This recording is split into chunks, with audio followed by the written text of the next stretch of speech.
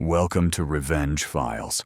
Stories of family, pride, and the quiet kind of justice that arrives when people least expect it. If this kind of tale speaks to you, pull up a chair, tap subscribe, and stay for the turn where dignity finds its way home. The jacket was older than the diploma my son was about to receive. Navy wool, 2 buttons, thread rubbed pale at the elbows. It carried the faint, clean smell that only comes from a lifetime of soap and work, laundry rooms, school hallways after a storm, the hush of empty churches on Tuesday mornings when I vacuumed the pews for a discount on the community pantry. When I draped it over the back of my kitchen chair, the room went still, as if the jacket were an honored guest and the chair a dedicated pew. I had planned to shine my shoes next, black, heavy, the kind with soles you can trust in snow. My hands, calloused, stubborn, looked clumsy beside the small tin of polish. I was smiling when the phone buzzed. The screen lit with my son's name. A good name, a strong name, one I whispered into his newborn hair the first night we were home from the hospital. "Hey, champ," I answered. "What time should I get there tomorrow?" The handout said 10, but I know how these things. "Dad," he said. No greeting, just that word, edged like a folded note slipped under a door. "Can you not wear that jacket?" I waited for the smile in his voice. We always had one, even in hard years. The smile didn't come. "Which jacket?" I said, though I knew. I touched the wool sleeve with a careful thumb. "The blue one. The one you wear to important things." He meant weddings, court dates, and his first Little League tryout when we couldn't find his belt, and I looped twine through his pants so the coach wouldn't notice. He meant parent-teacher nights, where other fathers' cufflinks winked like stars, and I kept my hands in my pockets so the grease lines beneath my nails wouldn't glare under fluorescent lights. "It's tradition," I said lightly. "A graduation needs a jacket with mileage." "Dad," he repeated, softer but somehow farther away. "It's just, my friends are flying in their families. There'll be photos, the live stream. Everyone's careers are starting tomorrow. I don't want people to get the wrong impression." He didn't say of me. He didn't have to. I turned the jacket over and smoothed the lapel. There's a crease that appears after years in a single movement. My movement. The move of shrugging a coat onto a colder day. You can't iron that out. You have to live it into the fabric. "You're worried your classmates will think I'm not." "What? Fancy enough?" He exhaled. A chair scraped marble on his end. Somewhere, a hallway door clicked. The university is full of sounds that tell you who belongs and who cleans up afterward. "It's not about you," he said, which is always what people say right before it is. "It's just image. Ivy League is a kind of mirror," I finished for him. "I understand."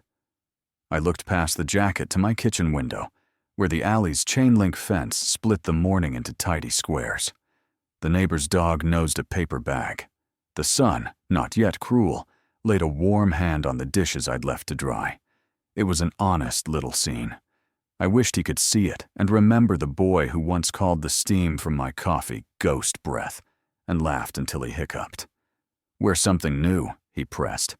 "Or, maybe it's easier if you don't come. We can celebrate later. Just us." There it was. The careful cruelty of clever people. Tidy, softened, wrapped in good intentions. He had learned to package his discomfort so it wouldn't look like shame. "I see," I said. A heartbeat hung in the space between us, long enough to set something down and pick it up a different way. "I'll figure it out." "Thanks, Dad. You're the best." The smile arrived at last, as if I'd performed a trick on command. "I knew you'd understand." We said the words people say to survive a conversation. He hung up, promising to text me the livestream link just in case, a phrase that lands like a small blessing and a smaller bruise. The room reclaimed its ordinary sounds. The clock ticked toward noon. The old radiator exhaled through its ribs. I sat with the jacket for a while, remembering the first time I wore it.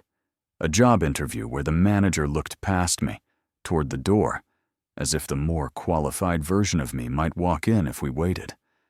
I didn't get the job. I got the night shift at the same pay I'd had before, and I wore the jacket anyway on the long walk home, because pride isn't about applause. It's about standing up in a room where no one asked you to rise. That jacket came with me to a parent night where my son won a book prize. He was 10. On stage, he stood so straight it hurt to watch. Afterward, the teacher shook my hand and said, "You must be very proud." I swallowed the truth. That proud felt like a pair of shoes I had no right to try on, and said yes, because he was a boy with a prize, and the world should know what I knew. When the phone call ended, I didn't cry. Men like me have other ways of bleeding. I took a breath long enough to sweep the room and put yesterday's cup into the sink. Then I reached for the jacket's inside pocket. The satin was thinning, the way a good prayer thins at the knees. My fingertips found the paper I'd tucked there 2 weeks ago, the confirmation email I had printed and folded into the smallest square I could manage. Anonymous sponsorship received, it read. Allocation, venue enhancements, student guest tickets, and commencement banner. It was an odd thing to call a gift venue enhancements, but universities have their own language for money. Mine didn't come in a fat check with a family foundation's name. It came in quiet drips and stubborn savings, in lunches I skipped, in double shifts, in winter coats I wore one more season than decency suggested. I had meant to give it sooner, but life is a set of small delays, and sometimes the delay is the only way to afford the thing. Anonymity had felt right when I clicked the box. Let the day belong to the graduates, I thought. Let the joy be clean. But as I sat in my kitchen, the word image echoing against the tiles, the anonymity felt like standing outside a house you'd built, watching strangers admire the crown molding. Pride should not need a name. Still, there are days when a name needs to stand beside its work. I called the number at the bottom of the email. A woman answered with the practiced brightness of event staff. "Commencement office." "Good morning," I said. "I'm calling about a banner." "Ah, the donor for the stage banner," she chirped. "We have your file. The design's approved." I hesitated. My voice, when it came, was steadier than I felt. "I'd like to update the text." A pause. Keyboard keys like rain. "We can try, but printing is today." "It won't take more ink," I said. "Just more heart." Another pause. Maybe she was used to people like me. Last minute, soft-spoken, unwilling to say exactly what we mean. "Read me what you want, sir." I looked at the jacket again, at the crease, at the way the fabric remembered me. Then I read it to her, slowly, like a vow. "Thanks, Dad. You got me here." Silence on the line, then a low sound that might have been a laugh, or the softest sort of amen. "We can do that," she said. "It's unusual." "Graduations are for telling the truth," I answered. When we hung up, I set the printed email back into the pocket and smoothed the jacket on the chair. I thought about buying something new, a shiny suit that would squeak against itself when I moved. I pictured myself in it, a borrowed skin. Then I pictured the stage draped in that sentence, a sentence sturdy enough for a boy to stand under when his courage wobbled. The kettle clicked off. I poured hot water over a tea bag until the cup was brown and honest. The jacket waited, as if listening. People think shame is loud, all shouts and slammed doors. It isn't. Shame is a whisper you start repeating to yourself until it sounds like your own idea. That morning, I decided to give my son another voice to carry, one that spoke in ink 2 feet high. One he couldn't mishear. I didn't text him back. I didn't argue about clothes or image or Ivy League mirrors. I did what fathers like me have always done. I went back to work. I mopped a floor. I fixed a loose hinge. I signed for a delivery with a pen tied to the counter by a piece of string. In the late afternoon, I took the jacket to the dry cleaners and asked for a brush and a press. "Big day," the clerk said. "Yes," I replied. "For a good kid." On my way home, I passed a shop window. The glass made the world look like it had been ironed. I caught my reflection, the lines, the stoop, the eyes that still remembered how to be surprised. And I thought of the stage, the banner, the way words can lift a ceiling just enough to let a little more light in. When the sun dropped behind the row houses, I hung the jacket on the back of the chair again.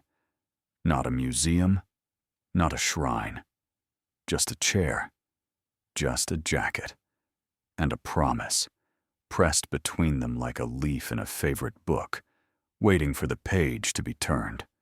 The morning of graduation arrived soft and blue, with a sky so clear it felt borrowed. I woke before the alarm. Habit, I suppose.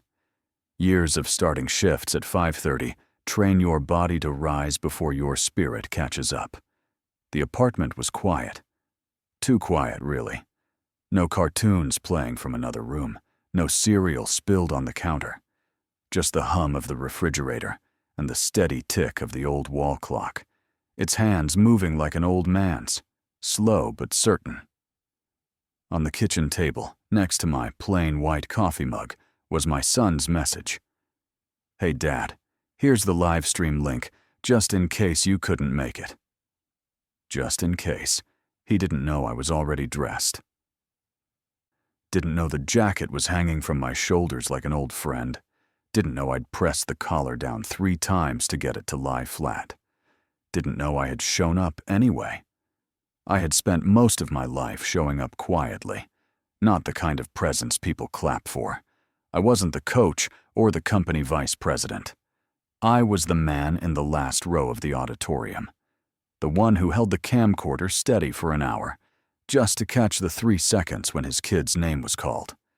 The venue was downtown, not far from the university's marble gates. I didn't take the subway that day. I walked. It gave me time to think, and I like the sound of my shoes on pavement. It reminds me that I'm still here, still useful, still moving forward. The crowd was a mix of every kind of pride you can imagine.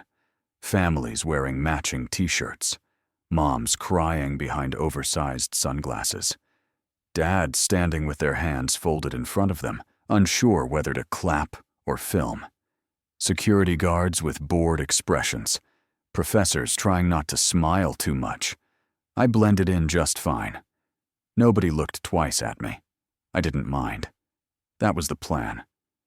I found a spot near the side, standing room only, where the banner would be in full view. It had just been hung, center stage, draping above the podium in deep navy fabric with golden lettering that shimmered when the breeze caught it. "Thanks, Dad. You got me here." No logo, no donor name, no university branding, just the words. My words. His truth. People started to notice. A woman next to me nudged her husband. "Look at that," she said. "That's sweet. Think it's from one of the grads?" "Must be," he replied. "Probably one of those surprise dedications." I didn't say a word. I just looked at the stage, the banner, and let the words do what I no longer needed to: explain who I was. The ceremony began with classical music played by students too young to understand what 30 years of labor feels like in your back. The dean took the podium and made a few safe jokes. The audience laughed politely. And then the names started. My son was in the second group. His row stood. The camera panned. He was wearing the robe I helped pay for, the one I told him he'd look great in. And he did. Tall, composed, a little nervous around the eyes. His tassel was blue and gold, swaying gently as he walked. The announcer called his name. He stepped onto the stage, right beneath the banner. The camera held on him for a beat longer than most, as if the operator knew something was happening. My son glanced up. I watched his eyes scan the stage, the audience, and then, finally, the words above him. His shoulders froze. He blinked once, twice. The air changed. Even through the distance, I could see it. The recognition. He knew. He knew those words weren't from the university. He knew they weren't from his friends or his peers. He knew exactly who had put them there. The crowd had begun to applaud, but his claps were delayed, just slightly. Just enough to show the rest of us that something internal had shifted. He walked off stage. No stumble, no break, but different. Softer. I didn't move, didn't wave, didn't try to approach him in the chaos of post-ceremony reunions. I didn't want to take anything from him. Not the moment, not the attention, not even the guilt that may have settled somewhere in his chest. That was his to carry now. I had given him the truth, and sometimes the truth is louder in silence. As the sun climbed and families took their group photos, I slipped away. Back through the gates, down the street, past the bakery with the cracked window, and home to the jacket now hanging from a single wooden peg on my wall. Later that afternoon, my phone buzzed. This time, no live stream link, just a message. Dad, was that you? I didn't reply right away. I let him sit with the question. I wanted him to think about it, because the answer wasn't about banners or jackets, or even pride. It was about presence, about showing up, even when uninvited, even when unseen. Even when you've been asked to stay home, especially then. I didn't respond to his message that day, not because I wanted to punish him, and not out of pride. I simply wanted him to feel the weight of the moment, unfiltered, uninterrupted by quick answers or tidy resolutions. Sometimes, silence is the most honest reply. That evening, I sat alone in my small living room, legs crossed, jacket folded neatly beside me, the remote untouched on the armrest. I didn't turn the TV on, didn't need the noise. There's a particular kind of stillness that visits a man when he's done what he needed to do, and there's nothing left to prove. I didn't expect him to come by. He hadn't visited in months. Not since Christmas, when he showed up for 23 minutes with a gift card and a bottle of wine. He clearly didn't realize I wouldn't drink. But at 8:42 p.m., I heard footsteps on the stairwell, hurried, uneven, familiar, in the way you can recognize a rhythm even after years apart. A soft knock followed. Not the kind of knock you give a stranger's door, the kind you give a home. I opened it. There he was, still in his suit, tie loosened, robe gone. He was holding something, his diploma, clutched awkwardly like it might disappear if he blinked too long. He looked up at me. "Can I come in?" he asked. I stepped aside, didn't say a word, just nodded. He walked in slowly, the way you enter a room filled with old photographs and unsaid things. He looked around. I could tell he was noticing things he hadn't seen in a long time, or maybe ever. The patched armchair I'd had since he was 10.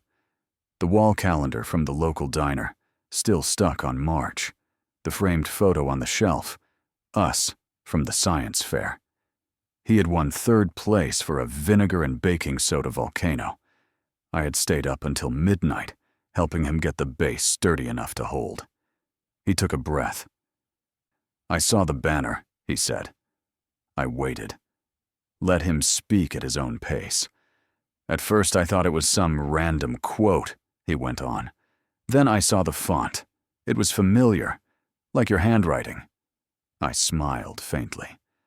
"I write in all caps. Easier to read when your hands shake." He gave a tight chuckle, but it didn't reach his eyes. "Was it you?" he asked. "What do you think?"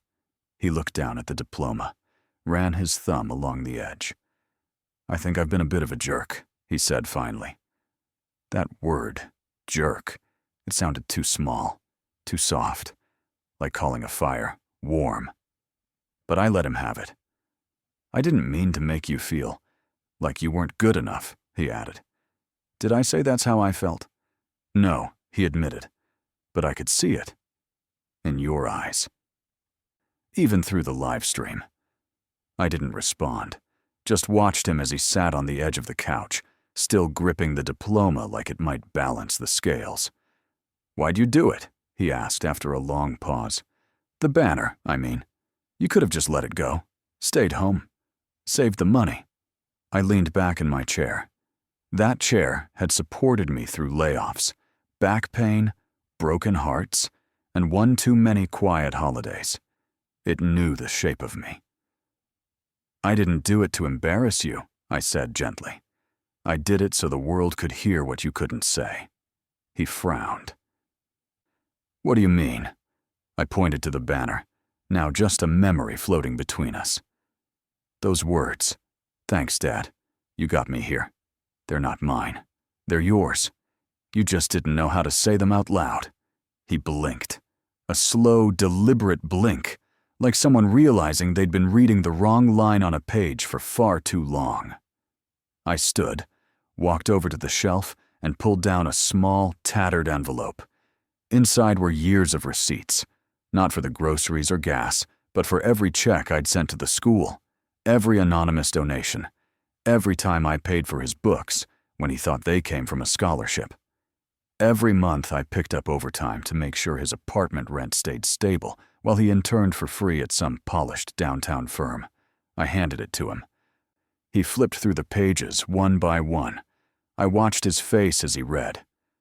Some things don't hit until you see the ink, until the math stares back at you and shows you love isn't measured in hugs or praise, but in choices.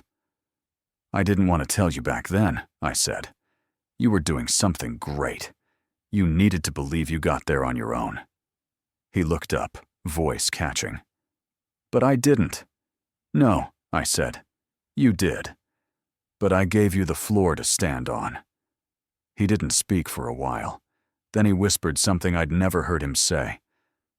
Thank you. Not the kind you toss out like change in a text message. The kind you offer when your throat is dry and your heart finally catches up to your ego. I nodded. You're welcome.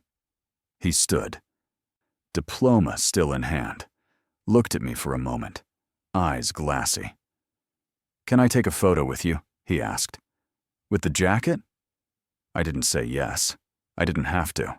He reached for the jacket on the peg, held it like a crown, then walked over and draped it over my shoulders like he was crowning a king. I sat. He knelt beside me, pulled out his phone, took one photo. No filter. No pose. No hashtags. Just two men.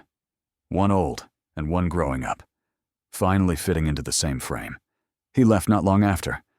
Didn't promise to call. Didn't need to. He knew the door was always open. And I knew something else. No matter how tall your children grow, one day they'll return to the place where the floor never gave out beneath them. The next morning, the photo he'd taken sat in my messages, unsent. I noticed the timestamp when I woke up early, as I always did. 2:17 a.m. That's when he must have looked at it again. Maybe he stared at it in the dark, thinking of how the jacket fit better than he remembered, or how my smile, weathered, crooked but whole, hadn't changed since the day he learned to ride a bike. He didn't post it on social media. He didn't tag me. He didn't make a show of it. But at 7:04 a.m., it arrived in my inbox with no words attached, just the image. That was enough. I saved it to my desktop, not in a folder. Right there on the screen, next to the recycling bin, above the shortcut to the weather app I never opened. The kind of place you keep something when you want to see it daily without having to search. It was a good photo. Not perfect. My shirt was a little wrinkled. His tie wasn't straight. The light caught the top of my head in a way that made my thinning hair look like a halo made of memory. But our eyes, they were the same. And if you looked close, you could see the years between us bend a little, almost as if they had folded into each other. That day, I wore the jacket to the corner store. The clerk, a woman in her 40s with sharp eyes and a sharper tongue, tilted her head as I walked in. "Well, don't you look presidential?" she said. I smiled. "Just felt like dressing up for the eggs today." She narrowed her gaze. "You go to that fancy graduation yesterday? Saw it on the local news? Big banner."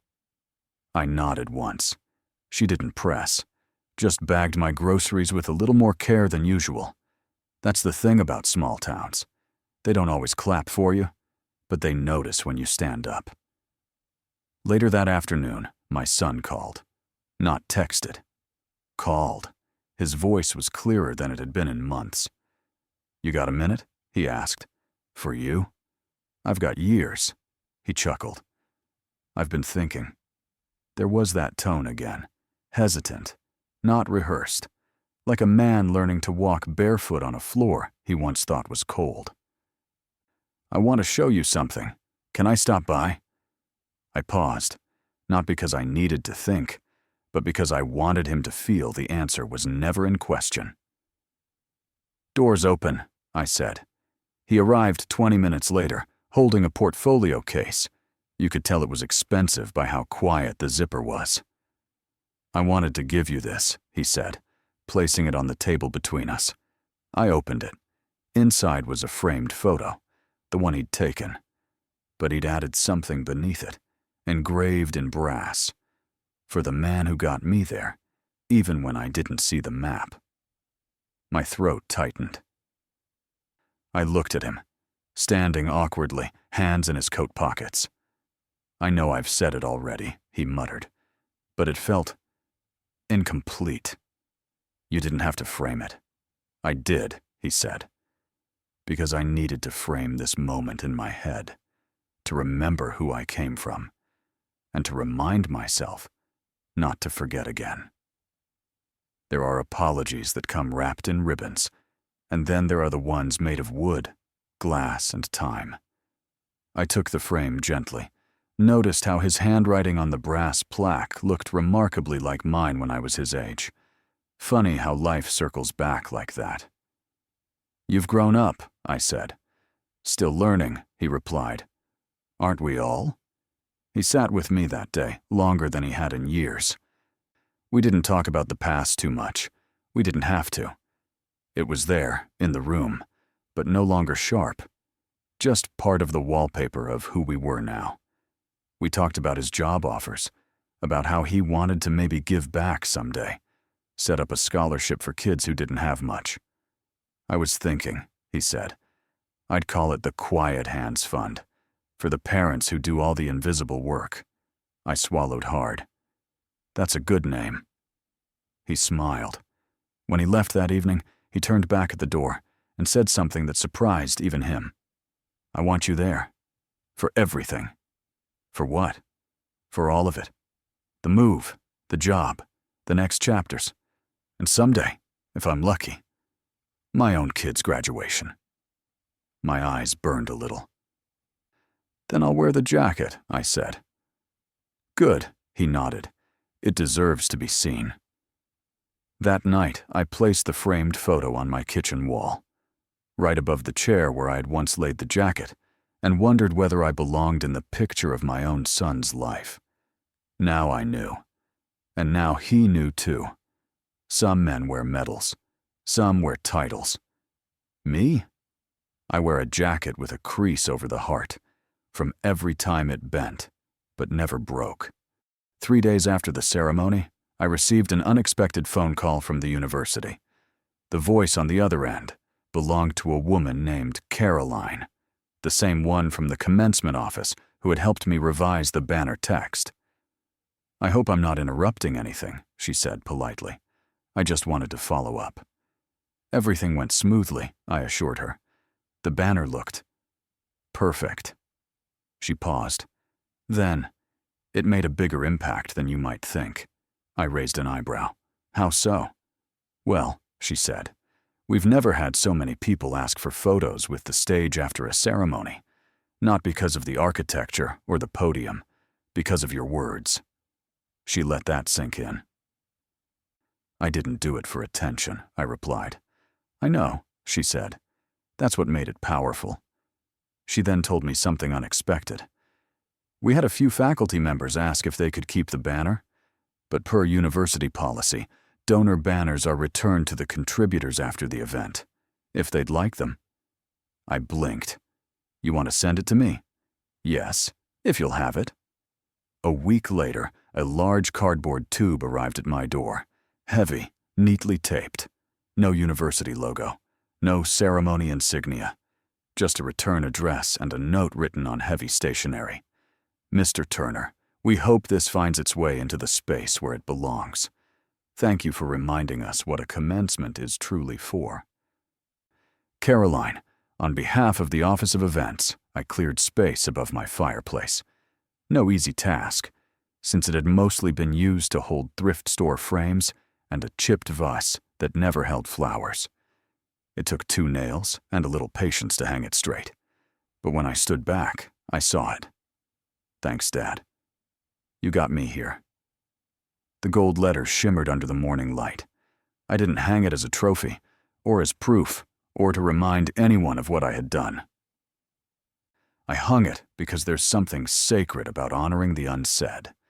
For 30 years, I had lived my life doing invisible work. Early mornings, late nights, walking into parent-teacher conferences through side doors so I wouldn't bring attention to my uniform. Saving up just enough so my son could go on the same field trips as the other kids, even if it meant I ate canned soup 3 nights in a row. And never once did I ask to be seen. But here, in my living room, those 8 words saw me back.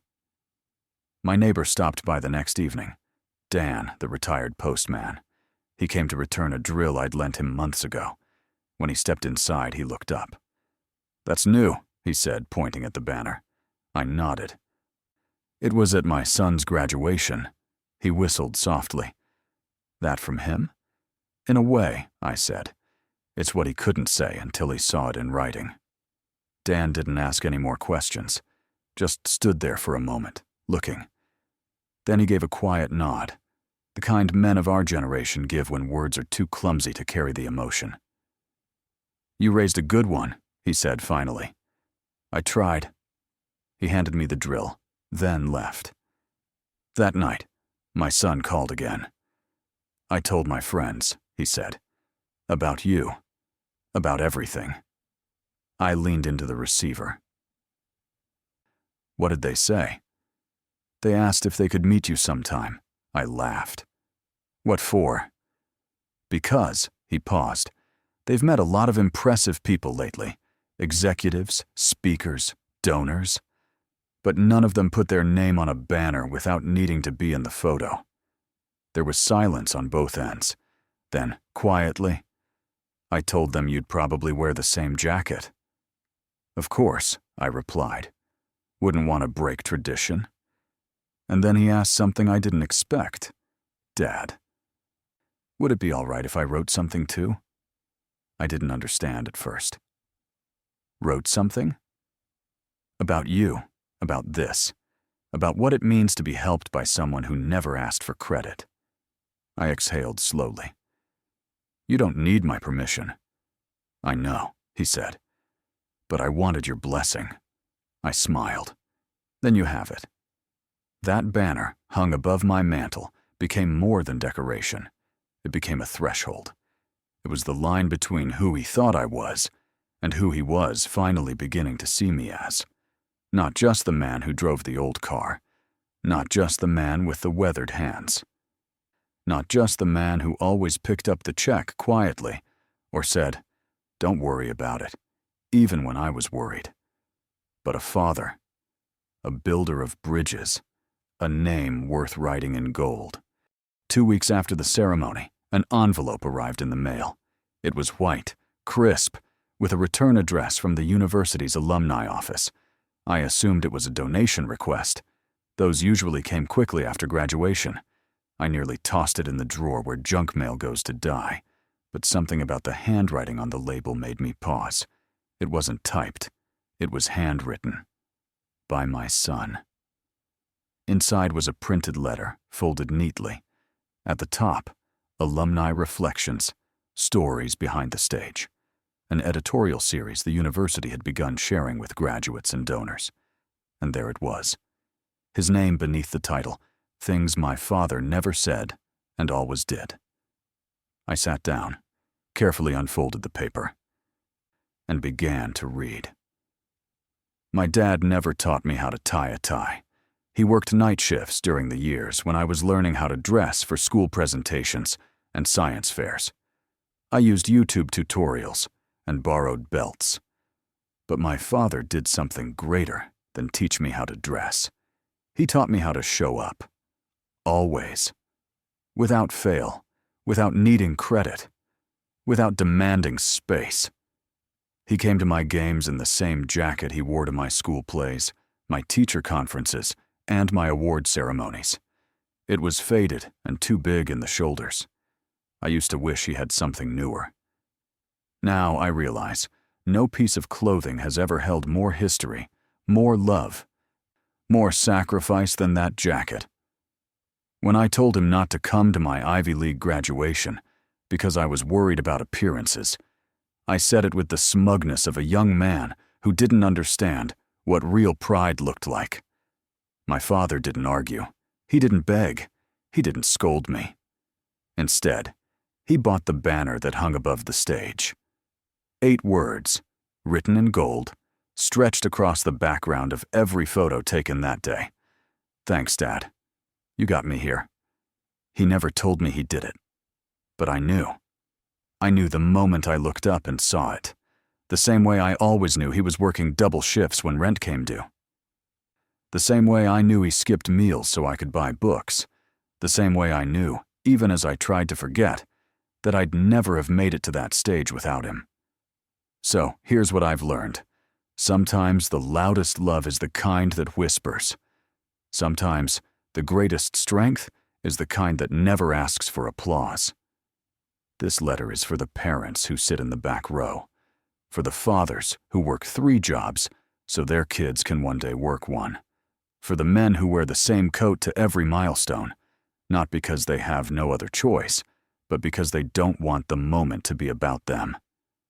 My dad never said much, but everything I needed to hear, he lived. And when I walked across that stage, I finally understood. Love doesn't always show up in the spotlight, but it always shows up. Jonathan Turner, class of 2025.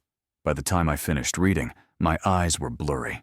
Not from age, not from poor lighting, but from the quiet flood that comes when someone finally sees you. I folded the letter back into the envelope with care, like it was something sacred. I placed it next to the banner above the mantel. Then I sat down, rested my hand on the jacket that now hung permanently on the coat rack near the door, and just breathed. Later that evening, my phone buzzed. It was a text from an unfamiliar number. Mr. Turner, I'm a faculty advisor at the university. I read your son's piece. Would you consider speaking at next year's parent panel? I stared at the message. Me? Speak? I had spent most of my life sweeping halls and patching drywall, not speaking on stages. My name had never been printed anywhere official, but now it had been spoken in gold above a crowd, and printed in a son's own hand in a letter meant for hundreds. I typed back slowly. I'm honored. But I think I already said what I needed to, without saying a word. A few minutes later, Jonathan called. Did you get it? He asked, hopeful. I did. He paused, waiting. And? He said. I think, I said, my voice steady but full. You found your voice. He exhaled in relief. I was scared to send it, he admitted. Why? Because, for years, I was ashamed of what we had. Ashamed of our car, our clothes, that jacket. And now I'm ashamed I ever felt that way. That's how you know you've grown. He didn't speak for a moment. Then, I love you, Dad. It wasn't rushed. It wasn't performative. It was real. Simple. Uncovered. I love you too, son. And just like that, we ended a chapter neither of us knew we'd been stuck in. Not with fireworks, not with applause, but with the kind of quiet peace that settles when the truth is finally shared. Fall came early that year. The air turned crisp before September had even finished unpacking its days. Leaves began their slow dance off the trees, drifting like soft reminders that even nature understands the art of letting go with grace. I had just finished sweeping the porch when my phone rang again. It was Jonathan. "Hey," he said. His voice was lighter now, like someone who had stopped carrying something heavy. "I was just thinking about you," I replied. "Really?" "Yeah. I was wondering if that fancy degree of yours had turned you into one of those guys who stops calling his old man." He laughed. "Not a chance." Then, after a pause, "I've got something to ask you." "Go on." "There's an event next month," he said. "A donor appreciation dinner. They're honoring a few people who contributed to student life this past year. Small thing. Mostly alumni and faculty. But they want me to speak again. About the piece I wrote." I said nothing. I could tell from the hesitation in his voice that there was more coming. "And I was wondering," he continued, "if you'd come with me. As my guest." I leaned against the porch railing. The sun was beginning to dip low across the rooftops, painting everything in gold. "You sure I fit in with the wine and cheese crowd?" He chuckled. "I'm not going, unless you're sitting beside me." I let the silence stretch just long enough for him to worry. Then I said, "Only if I can wear the jacket." "Deal." The dinner was held in the university's historic hall, a cathedral of polished wood, chandeliers, and white linen tablecloths pressed so tight they looked like glass. I wore the jacket, the same one. I didn't care if it fit awkwardly around the shoulders. It fit me in all the ways that mattered. As we walked in, Jonathan guided me through the room, introduced me to people whose names I promptly forgot. Deans, donors, bright-eyed students with handshake grips too tight, and ambition even tighter. Some recognized me from the banner. A few even came up to thank me. But the moment that stayed with me came just before dessert. Jonathan took the stage again. Same calm stride, same hesitant breath before he began. He looked different this time. Not just older, but steadier. He didn't read from a script. He looked straight into the crowd and said, "I used to think legacy was about achievements, trophies, publications, job titles. I thought success was a ladder you climb, rung by rung. Until you reach the top." He paused, looked over at me. "But then I realized, legacy isn't what you put on your resume. It's what you leave in the hearts of the people who watched you become yourself." He gestured toward our table. "My father didn't graduate from college. He doesn't have a LinkedIn. But I'm standing here because he never let me fall. Every time I was too proud to ask for help, he gave it anyway. Every moment I forgot where I came from, he remembered for me." He took a deep breath. "You might have seen his words on a banner at commencement. But what you didn't see, what I didn't see until too late, was the man behind them." The room was silent. He reached into his jacket pocket, pulled out a folded piece of paper. "This," he said, "was written by my dad years ago. He used to keep it in his coat pocket. I only found it recently." He unfolded it and read aloud. "One day, you'll walk across a stage I never stood on. And when you do, I'll be standing in the shadows, not because I don't belong in the light, but because it shines better on you." A sound caught in someone's throat. Mine. He folded the note, placed it back in his pocket. "I'm proud of my degree," he said. "But I'm more proud of who helped carry it here." The applause that followed wasn't polite. It was thunderous, earnest, real. Afterward, people came up to shake my hand. Some asked for advice. One woman simply pressed her hand over her heart and said, "Thank you for raising a man who remembers." But none of that mattered as much as what happened when we got outside. The night air was sharp, the sky clean. Jonathan walked beside me in silence for a while. Then he said, "I used to be embarrassed by that jacket." "I know." "I think," he said, "I was just afraid that if people saw where I came from, they'd think less of me." I looked at him. "And now?" "Now I know. If they don't see where I came from, they're seeing less of me." I stopped walking. Placed a hand on his shoulder. "You're going to be all right," I said. He smiled. "I already am."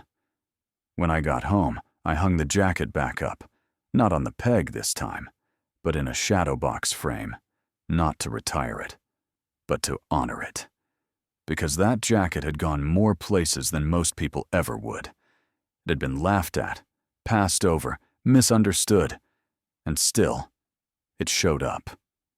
Day after day, without asking for applause, without ever trying to be something it wasn't, just like the man who wore it. 2 weeks after the donor dinner, I received another letter, this one in handwriting I hadn't seen in over 30 years. It was from Thomas Clark, my old high school friend, back when friends were made in locker-lined hallways and sealed over shared sandwiches at lunch. We'd lost touch sometime after graduation. He'd gone on to work in finance. I'd started cleaning offices. Our paths had split quietly, without any drama. Just life. The kind of drift that happens when the world doesn't give both boys the same ladder to climb. The envelope was thick. Inside it was a note. "Saw your son's speech. Read the banner story in the Alumni Digest.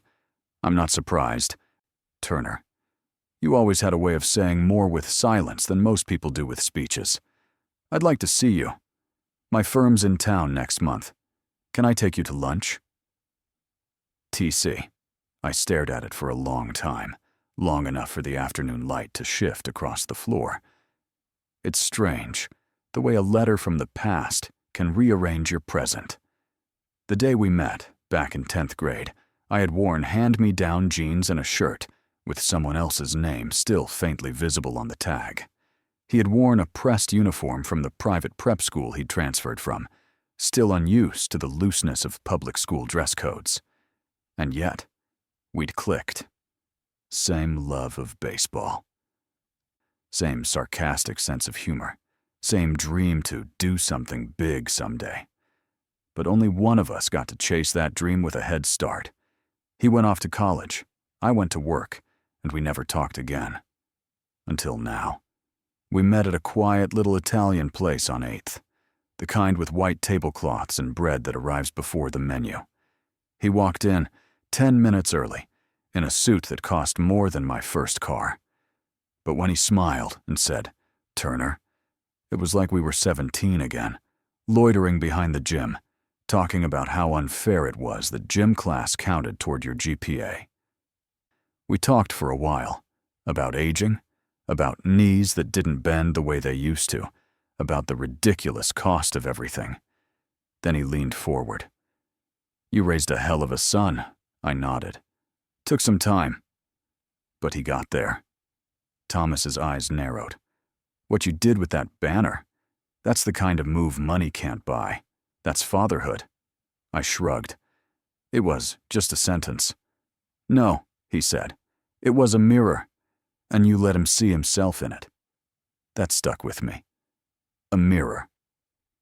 He invited me to speak at a private mentorship dinner he ran for first-generation college students. Said my story mattered. Said it was the kind of truth they didn't hear enough from polished speakers, with too many buzzwords, and not enough calluses. I declined at first. "I'm not a public speaker," I told him. "But you are," he said. "You just speak in deeds, not slides." I didn't say yes, but I didn't say no either. That night, I told Jonathan about it. We were having coffee at my apartment, something that had quietly become routine again. Friday evenings, same chipped mugs, same chair, same table. But now, the space between us was easy. No tension. Just time. "You should do it," he said. "You think?" He nodded. They don't need perfection. They need perspective. I chuckled. You've been spending too much time with people who use words like that. He smiled. Guilty. Then he reached into his coat pocket, pulled out a small velvet box. For you, he said. I raised an eyebrow. It's not my birthday, he shrugged. Call it a milestone. I opened the box. Inside was a lapel pin. Simple. Gold. Shaped like an open book. He leaned forward. It's a token the school gives to honorary speakers. I pulled a few strings. Thought you deserved it before they ever asked. I turned it over in my fingers. It was heavier than it looked. I didn't go to your school, I said. No, he replied. But you helped build the road that got me there. You taught me how to walk it with my head up. We sat in silence for a bit after that. Not because we had nothing to say, but because everything had finally been said. Later, when he left, I stood in front of the mirror and pinned the badge onto the old jacket. It didn't match. It stood out, shiny and new against the faded wool. But somehow, it looked right. It didn't rewrite the past. It simply added a new chapter. Because sometimes, the story of who we are isn't told in the degrees we hang or the titles we earn. It's told in the people we shape, quietly, by showing up again and again, even when we're asked not to, even when no one's watching, even when all we've got is an old jacket and a good heart. And for the first time in a long while, I looked at my reflection and saw a man not forgotten, but found. Autumn deepened. The jacket, now framed on the wall, began catching the morning light in a way that turned its faded navy fabric golden at the edges.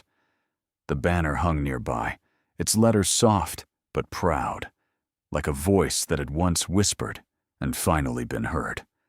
I didn't expect the call to come when it did. It was a Tuesday. Rain was tapping softly at the windows. I had just finished folding laundry.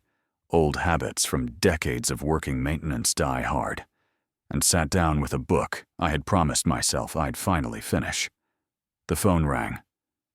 I checked the screen. Unknown number. Area code from out of state. I debated ignoring it, but something told me to pick up. Hello? Mr. Turner? Yes. This is Miranda Jacobs. I'm a producer with American Life Stories. We're a national podcast and documentary series. Your son's speech, and the story about the graduation banner, was shared with us by one of our listeners. My grip on the phone tightened. I'm not sure what this is about, I said cautiously. We'd love to feature you. Your story. A special episode on quiet heroes. Fathers who stay in the background, but whose fingerprints are on everything. I exhaled. I'm not looking for publicity. I understand, she said gently. But this isn't about spotlight. It's about legacy. That word again. Legacy. It used to feel like something other people had, men with their names on buildings or plaques. But now, it felt different. It felt like something you passed down, not something you owned. I'll think about it, I told her. Of course, she replied. Take your time. But the moment I hung up, the silence around me shifted. I stood, walked over to the jacket, pressed my fingers against the glass, and remembered. The night I first wore it, Jonathan was 6. We'd gone to his school's winter concert. I had worked a double shift, barely made it in time. I hadn't eaten. My feet ached. But I was there. He had looked out at the crowd, seen me standing in the back, and smiled so wide I swore it cracked something in my chest. That jacket had walked miles, sat through uncomfortable chairs, waited in lobbies, held letters of rejection, held hands. It wasn't just clothing. It was a record of presence. I called Jonathan that evening, told him about the podcast. He didn't hesitate. You should do it. I don't know, I said. Feels like too much. "Dad," he said, "most men like you never get asked. And when they do, they say no because they think no one wants to listen. But we do. I do." I was quiet. Then he added, "Don't say no to being remembered." That landed.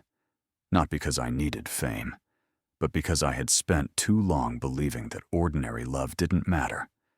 That the kind of father who shows up with lunch money and sits in the back row didn't deserve a seat at the table where stories are told. I said yes. The podcast team arrived a week later. Just 2 people, a recorder and a few microphones. They didn't want glamour. They wanted truth.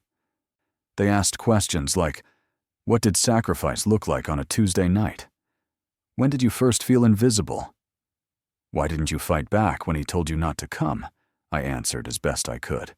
Sometimes with words, sometimes with silence. The interview lasted 2 hours.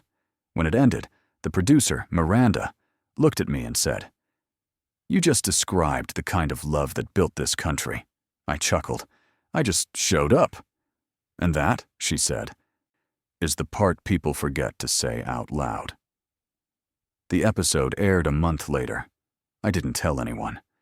But somehow, people found it.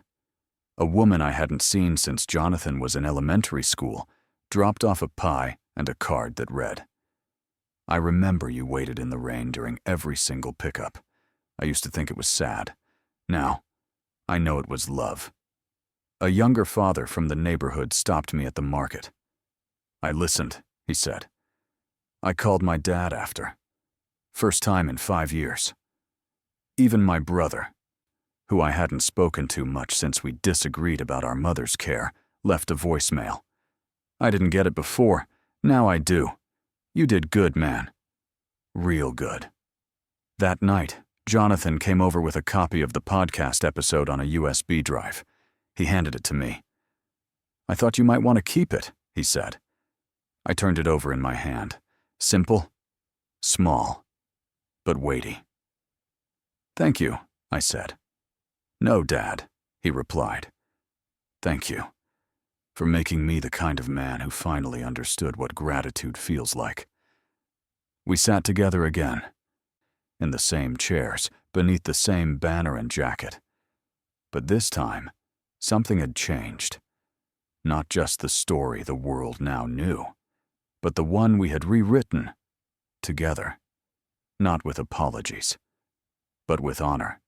Winter came slowly that year. It was the kind of cold that crept in through old windows and settled in your knees. I had learned over time to meet it with stillness. Hot coffee, a wool blanket, the small comforts that don't ask for much, but always deliver.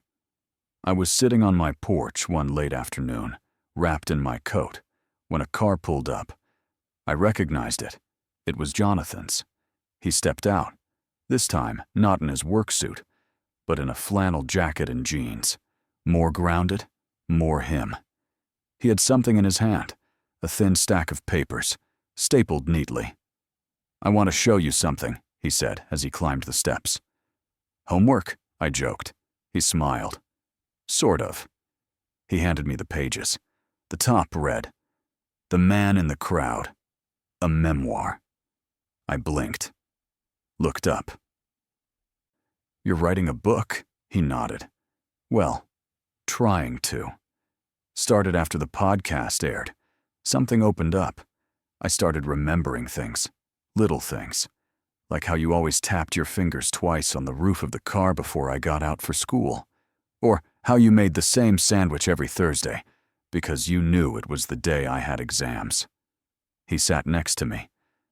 I thought I had forgotten most of it, but it turns out I just never noticed. I turned the pages slowly. My name appeared often, but never boastfully. Always tucked into the corners of stories like wallpaper in a childhood bedroom, unassuming, but everywhere. "You wrote all this?" I asked. "Every word." "Why?" "Because I want to make sure you're remembered," he said. "Not just as the guy behind the banner, or the podcast, but as the man who showed up, even when no one asked. I swallowed hard. "It's beautiful," I said. "I'm dedicating it to you." "You don't have to do that." He looked at me with the kind of gaze sons rarely give their fathers, not out of rebellion or resentment, but out of reverence. "I want to." Later, I read the whole thing, front to back. It wasn't polished yet. Some lines stumbled. A few paragraphs ran long. But the heart? It was steady. It beat on every page. One chapter stood out. It was titled, "The Back Row." In it, Jonathan described all the times he had scanned the audience at school, plays, sports games, spelling bees, and every time, without fail, he saw me there. Never in the front, never asking for attention, always steady, always present, always the man in the back row, clapping like his son had just won the world. He wrote, "I used to wish he would push to the front. Now I know he chose the back row, so I could stand in the front one day, knowing someone had my back the whole time." I closed the manuscript and sat with it in my lap for a long time. It wasn't just a book, it was a mirror. And for once, I wasn't invisible in it. A few days later, Jonathan invited me to his apartment. He had just moved, first place that was entirely his, without roommates, without help. It was modest, warm, filled with second-hand furniture and first-time pride. There was a bookshelf near the window, and there, on the top shelf, was the photo of us from graduation. Next to it, the plaque with the brass engraving. "Thanks, Dad. You got me here." I stood in front of it, heart swelling. "You put it out," I said. "Of course," he replied. "That's where it belongs." I turned to him. "You know, someday, you'll have a son or a daughter, and they'll ask about that photo, that banner, that jacket." He nodded. "And when they do," he said, "I'll tell them the truth." "What truth?" "That the most important people in your life aren't the ones who speak the loudest. They're the ones who never leave, especially when it's hard." He paused, then added, "And if I'm lucky, I'll be half the father you were." I couldn't speak, not right away. So I did the only thing that ever made sense in moments like this. I pulled him in, held him close, let the silence say everything that words might have fumbled. That night, as I walked home beneath a sky full of stars, I realized something simple, but true. The greatest victories in life aren't shouted from podiums. They're whispered in kitchens, lived out in small rooms, tucked into the folds of old jackets and handwritten letters. They're found in the back row, where love waits, quietly, proudly, forever. The winter deepened. Snow blanketed the streets in slow silence, covering up all the rush and noise of the world. Everything felt softer under the hush of falling flakes. Mailboxes, parked cars, even the old brick buildings that usually looked tired now stood with dignity, as if they too had put on their best coats. I spent more time indoors, not because I couldn't be out, but because I didn't need to be. For the first time in years, the world was coming to me. Letters, emails, messages from strangers, fathers, sons, teachers, even janitors like me.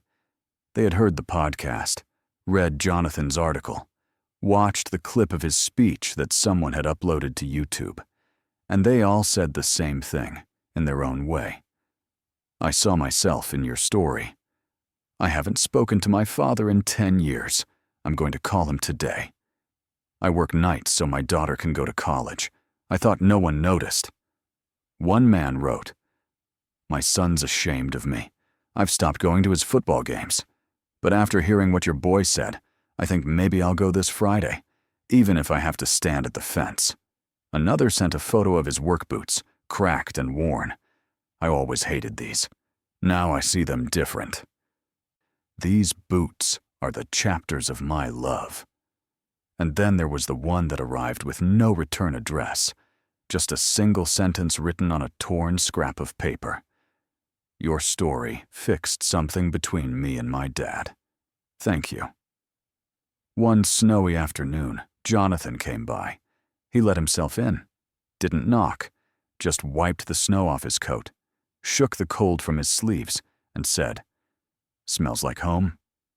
I smiled. It always did. He pulled off his boots, walked over to the fireplace, and stared up at the banner. After a moment, he said, "Do you ever regret it?" "Regret what?" "Not doing more with your life. Not going farther."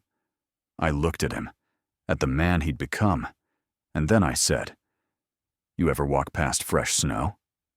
He nodded. "You ever notice how the first footprints, no matter how quiet, set the path?" He was still. "I didn't go farther," I said, "because I was too busy making sure you could." That night, I opened a drawer in my bedroom. Inside were boxes, small ones, unlabeled, each holding pieces of my past.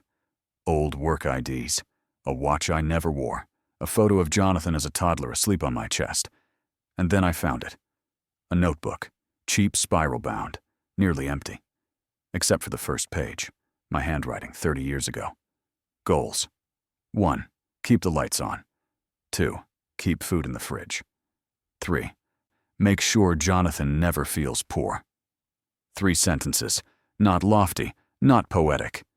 But I realized, reading them again, that I had done everyone, not through glory, not through applause, but through footsteps. Footsteps that led to scholarship offices, to double shifts, to teacher conferences, to back rows, and finally, to a banner above a stage, where my love was written in gold.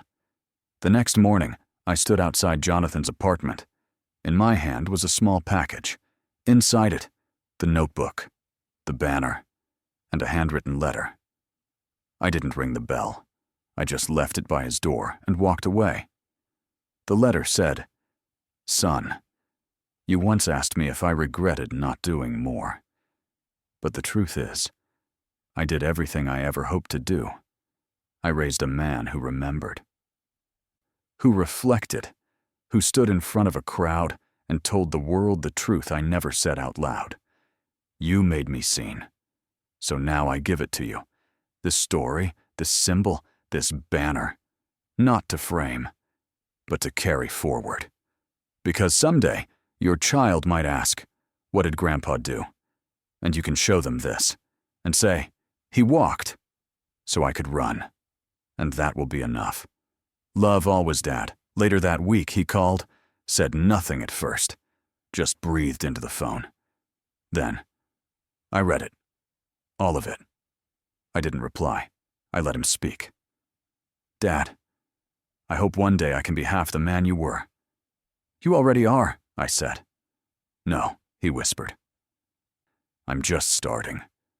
And I believed him, because I could hear it in his voice, the shift, the weight, the beginning of legacy handed down, not in a box or a banner, but in the spaces where footsteps echo. Because fathers don't always carve paths with grand speeches. Sometimes they just walk first, so their children know where to go. The snow began to melt. Not all at once, but in the quiet way that only early spring knows how to manage. Soft drips from rooftops, sidewalks that reappeared like old friends, air that no longer bit so hard. Life was stirring again, and so was something in me. One afternoon, I received an envelope postmarked from the university.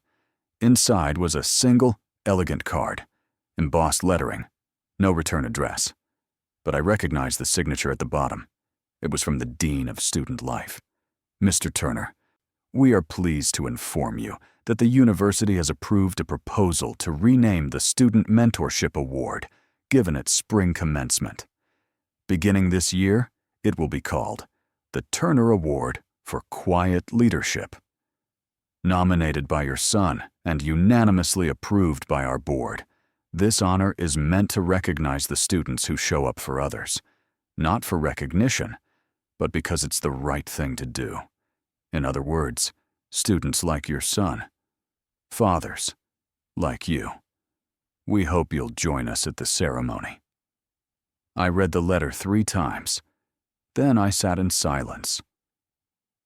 My name on something permanent, not for the money I gave, not for the work I did, but for how I lived. It felt strange, being honored for the very thing I was once asked to hide. I stared at the envelope, then glanced at the jacket, still framed on the wall.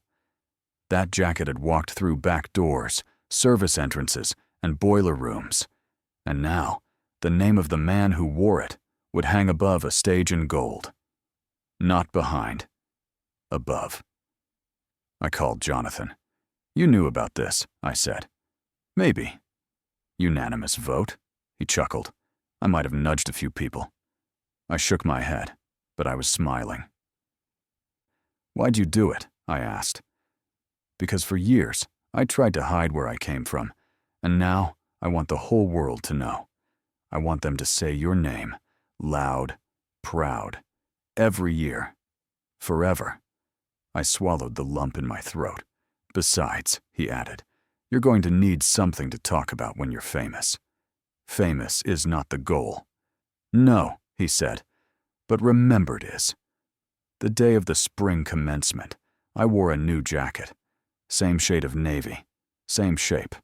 But this one was Jonathan's gift, tailored, lined, with a small monogram on the inside, JT to RT. Quiet is loud when it's love. I sat with other guests of honor, near the front for once, when they announced the Turner Award. Jonathan took the stage again, his voice steady, confident, and unmistakably changed. He said, "This award is for the ones who carry others on their back without complaint, who build foundations without signing their names in the wet cement, who choose the back row so someone else can shine." I named it after the man who raised me, not by telling me what success looked like, but by showing me what integrity felt like. My father's name is Robert Turner, and it deserves to be remembered. He stepped back as the crowd stood. Applause, long, full. But this time I didn't lower my eyes. I looked out across that sea of faces and saw something I had never truly let myself believe until now. I was part of the picture, not an afterthought, not an extra, a name, a legacy, a story that mattered. Later that evening at the reception, students came up to shake my hand, not just because I was Jonathan's father, but because they'd read the story, heard the podcast, seen the banner. One young woman, not more than 20, looked me in the eye and said, "Your story made me call my dad. We hadn't spoken in 4 years." A boy with messy hair and nervous energy said, "I'm the first in my family to go to college. I was embarrassed. Not anymore." I nodded humbly, because I knew now. What I had done wasn't extraordinary. It was visible. And sometimes, that's all someone needs. That night, I returned home and walked past the framed jacket on the wall. But for the first time, I stopped, opened the frame, took it out, put it back on. Not out of nostalgia, but because I finally understood. This wasn't the jacket of a man who had stayed in the shadows. It was the uniform of someone who lit the way. A few weeks after the award ceremony, I got an invitation in the mail. Not from the university, not from Jonathan, from the Foundation Gala Committee. Apparently, Jonathan had been nominated to receive a Rising Leader Award from a nonprofit he'd been volunteering with, mentoring underprivileged high school students, helping them navigate college applications, personal essays, financial aid. The event was black tie, held at a grand hotel downtown, the kind with chandeliers that looked like upside-down glass oceans, and valet drivers in crisp uniforms who opened doors like they were handling crown jewels. The envelope said, "You are cordially invited to attend as a guest of honor." At first, I hesitated. It wasn't because I didn't feel worthy. Not anymore. It was because I remembered the last time I attended something like this, years ago, for Jonathan's scholarship dinner. They'd sat me at the help table near the kitchen entrance. I'd worn my best clothes, smiled politely, and ate the dry chicken while watching other parents raise champagne glasses and whisper their children's names like stock prices. Jonathan hadn't meant any harm, but he hadn't noticed either. And in that silence, I'd understood that I wasn't part of the image he wanted to project. But this time was different. Jonathan picked me up himself. No hired car, just him, in his own slightly dented sedan, the same one I'd helped him buy used after college with a loan I never expected to be paid back. He was nervous, kept adjusting his tie, checking his watch. "They're gonna love you," he said, as if trying to convince himself. "I'm not the one receiving the award," I reminded him. "No," he said, "but I wouldn't be receiving it if not for you." When we arrived, the place was everything I expected. White linens, gold chairs, violin music floating in the air like expensive perfume. But then I noticed something different. On the main screen, rotating quietly before the event began, was a slideshow. Photos of mentors, volunteers, and then, me. A candid shot from Jonathan's graduation, standing near the banner. Captioned, "Robert Turner, Father. Foundation." No title. No resume. Just who I was and what I meant. At our table, we were seated front and center. Not near the kitchen, not in the corner, but next to board members, donors, the dean of the university. I glanced at the placard before sitting down. It read, "Reserved for Mr. Robert Turner, Guest of Honor." And just beneath it, handwritten in ink, I recognized, not behind the curtain, not near the door, but where you always belonged. JT. I ran my fingers over the letters. Jonathan took his seat beside me. He didn't say anything. He didn't have to. When he got up to accept the award, I expected a speech full of the usual polished lines. But he surprised me. He stood behind the podium, took the mic, and said, "I wasn't supposed to speak tonight. They told me just a few words would be enough. But I need to say more. This award, this work, this path, I didn't get here alone. I got here because of a man who worked quietly, who sacrificed loudly, who taught me what service really looks like. My father sat at the help table once. Tonight, he sits beside me. Because helping someone become who they are, that's the greatest leadership of all." He turned toward me. The room followed his eyes. And for the second time in my life, I heard applause not just for my son, but for who I had been to him. It wasn't a standing ovation. It was something deeper. Recognition. Not just for what I had done, but for what I had meant. After the dinner, someone tapped my shoulder. It was a young man, no more than 22, in a slightly oversized blazer. He looked nervous. "Mr. Turner?" "Yes." I just wanted to say thank you. I read your son's memoir. I'm applying to college next year. My dad's a mechanic. We don't always see eye to eye. But after reading your story, I told him I wanted him there, no matter what." I smiled. "He'll be proud." The boy's eyes shimmered. "He already is. He just didn't know how to say it." That night, on the ride home, Jonathan asked, "Do you remember the help table?" I do. I think about it more than I care to admit. I looked out the window at the quiet city. Then I said, "I don't." He turned. "You don't?" I shook my head. "Because it was never about where I sat. It was about where you ended up. And tonight, you sat beside me." He gripped the steering wheel tighter. "That seat," I added, "felt a whole lot like home." And it did. Because respect isn't about the spotlight. It's about when someone finally sees the chair they gave you was never big enough to hold all you carried. A month passed. Life slowed back into its natural rhythm. Quieter mornings, coffee with the hum of the radiator, familiar walks past the same newsstand where I used to check classifieds before work. But something lingered. A feeling. Not pride. Not exactly. More like peace. The kind that doesn't come from being recognized, but from knowing you no longer need to hide. One morning, I walked into the neighborhood tailor's shop. The bell above the door jingled as it always had. Behind the counter stood Mr. Salvatore, a kind-eyed man with thick glasses and hands that had spent decades bringing fabric back to life. He looked up. "Mr. Turner? Been a while. Thought I'd check on something," I said, placing a folded bundle on the counter.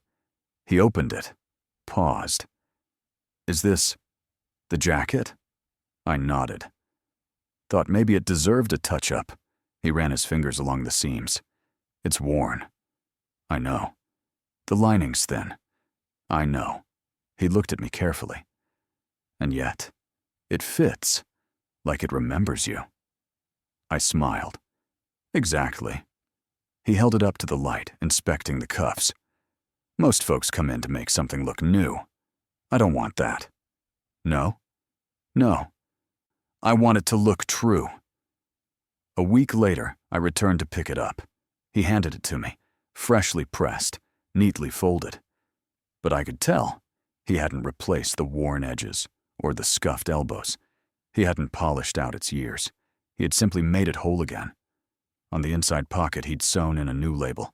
Not a brand name, not a size, just 5 words, in small script. "Worn well, loved better. S."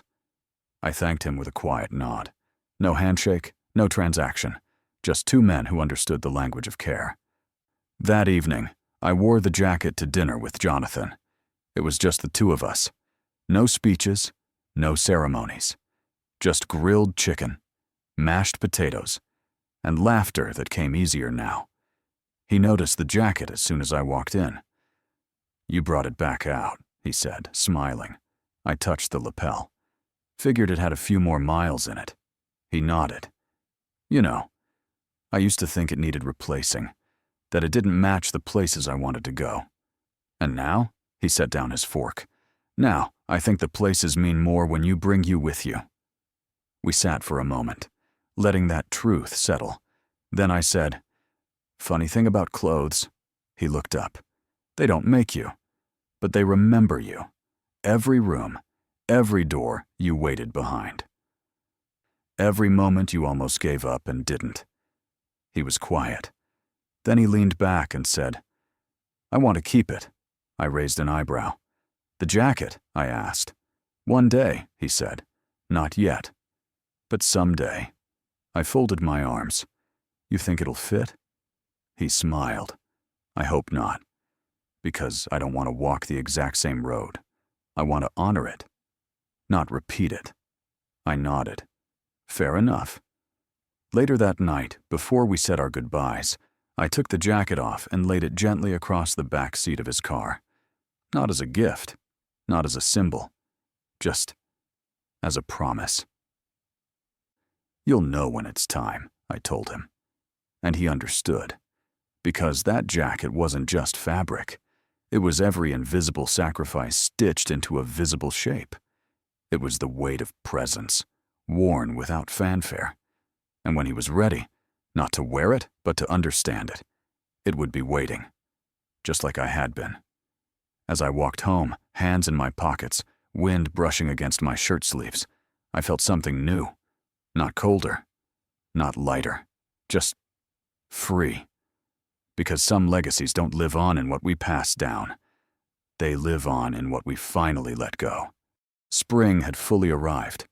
The kind of spring that fills the streets with tulip beds and cracked sidewalks that smell like warm stone and new beginnings. Windows opened a little wider. People talked a little longer. Time, somehow, softened. One morning, I walked past the local bookstore, the same one I'd ducked into for years just to feel a little smarter, a little less tired. I never bought much. A newspaper, a used paperback now and then.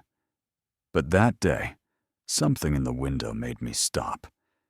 It was a display. Fresh, thoughtfully arranged. In the center stood a single book. The Man in the Crowd by Jonathan Turner. My breath caught. Not because I hadn't known it was coming. Jonathan had told me the publishing deal went through, that the edits were done, that the launch would be small, independent release, mostly online, maybe some local readings. But still, seeing it there, in a window I had walked past as a nobody for decades, was different. It wasn't pride, it was recognition. I stepped inside. The clerk looked up, nodded. Young, probably college-aged. I pointed to the book. "Is that new?" He grinned. "Yeah, just came in this week. Story's incredible. You read it yet?" I smiled. "You could say that." He handed me a copy. "We're already almost out. Been flying off the shelves since the podcast episode got picked up again." I turned it over in my hands. There, on the back cover, was a photo of Jonathan. Clean lines, honest eyes. And beneath it, a short quote.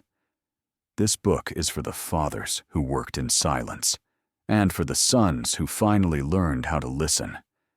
He had dedicated the book to me, but more than that, he had understood me. Every page was filled with our story, not romanticized, not exaggerated, but told with the kind of truth that comes only when a boy has become a man and seen his father not just as a figure, but as a human being. That night, I placed the book on my shelf, not tucked away, not hidden, front and center, right between a framed photo of Jonathan as a boy and an old Polaroid of me at work, mop in hand, half smile on my face, back when I thought no one was watching. The spine of the book stood straight. The title, bold. I didn't need to read it again. I had lived every chapter. A few days later, Jonathan called. "Did you see it yet?" I did. "And?" "I think," I said, "you wrote it for someone who really needed to hear it." He was quiet on the other end. Then, "Yeah, me." The book picked up traction. Small interviews, podcast guest spots, an article in a parenting magazine. People started reaching out again, not for advice, not for strategy, just to say, "Thank you for showing us a different kind of strength." One message read, "Your story made me forgive my father." Another, "I used to resent where I came from. Now I see it as my foundation." Jonathan forwarded each one to me, slowly, over the course of the following weeks. Not all at once, like small gifts unwrapped at the perfect time. He was learning, not just to write, but to receive. One morning, I got a call from the same bookstore. "Mr. Turner," the young clerk said, "we're hosting a local author night next week. Jonathan's going to be reading from his book. He asked us to call you." "Me?" "Yes. He said you're the only one he wants to introduce him." I stared at the phone. Me. The man who once sat at the help table. The man who worked nights and watched from the back row. The man in the crowd. He wanted me to introduce him. I cleared my throat. "What night?" "Thursday." "I'll be there." When Thursday came, the bookstore was packed. Chairs lined up in tight rows. People leaning against shelves. Some standing in the doorway, holding cups of coffee, their eyes already turned toward the small wooden podium in front of the poetry section. I walked up slowly. My jacket fit. Not the old one. Not the new one. Just me. I stood before the microphone and looked out at the room. And for the first time in my life, I wasn't in the back. I was seen. I cleared my throat. "My name is Robert Turner," I said. "You may know my son as the author of this beautiful book, but I knew him first as a boy who once got stage fright during a school play and cried because he forgot his one line. Laughter. Soft. Kind. And tonight," I continued, I stand here not as a storyteller, but as the story that made his possible. I paused. This book is not just about fathers and sons. It's about seeing, and how the people who show up in silence are sometimes the ones who shape us most. I looked to Jonathan, standing just behind the shelves, waiting his turn. He smiled, and I stepped aside. That night, after the last book was signed, after the last hand shaken, we walked out into the night together. Just the two of us. No audience, no cameras, just us. And for the first time, I realized something simple. I hadn't just given my son the chance to stand in the light. He had taken me with him, and we stood there, two men, generations apart, now standing side by side, as equals. Summer arrived gently that year, not with the usual blaze, but with long stretches of golden afternoons that felt like memories being written in real time. I found myself walking more, not to get anywhere, just to feel the world again. Grass underfoot, the hum of bees, the quiet rhythm of being alive with no destination. One Sunday, Jonathan stopped by with his son. Yes, his son. My grandson. His name was Eli. A soft name, a strong name. Big eyes, curious hands. The kind of baby who reached for things with purpose, as if he already knew what mattered. Jonathan placed him in my arms and said, "He's yours too, you know." I held him close. His tiny hand wrapped around my finger like it had always belonged there. "He's heavier than he looks," I said, smiling. "So was I," Jonathan replied. "You just never complained." I looked at him, then down at Eli. "I didn't carry you because you were light," I said. "I carried you because I could." That day, we sat in the backyard. No fanfare, no speeches, just 3 generations under one sky. Jonathan brought out the jacket. The jacket. He held it carefully, as if handling an heirloom, which, in a way, he was. "I've been thinking," he said, "about legacy, about what to pass down." He laid the jacket across the back of a chair. "I don't want Eli to grow up thinking legacy is about money or buildings named after you. I want him to know it's about showing up." I nodded slowly. "Then this jacket will teach him." He looked at me. "You think he'll understand?"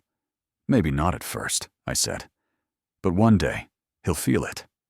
The weight, the warmth, the history sewn into the seams." I stood, walked over, and gently pressed my hand on the shoulder of the jacket. "This isn't a relic," I said. "It's a reminder." Weeks passed. Jonathan's book hit national lists. Not bestseller, not quite, but close. Enough that it found its way into libraries, classrooms, fathers' hands who didn't know how to talk to their sons until they read it. One teacher wrote him, "We're using your story in our family studies curriculum.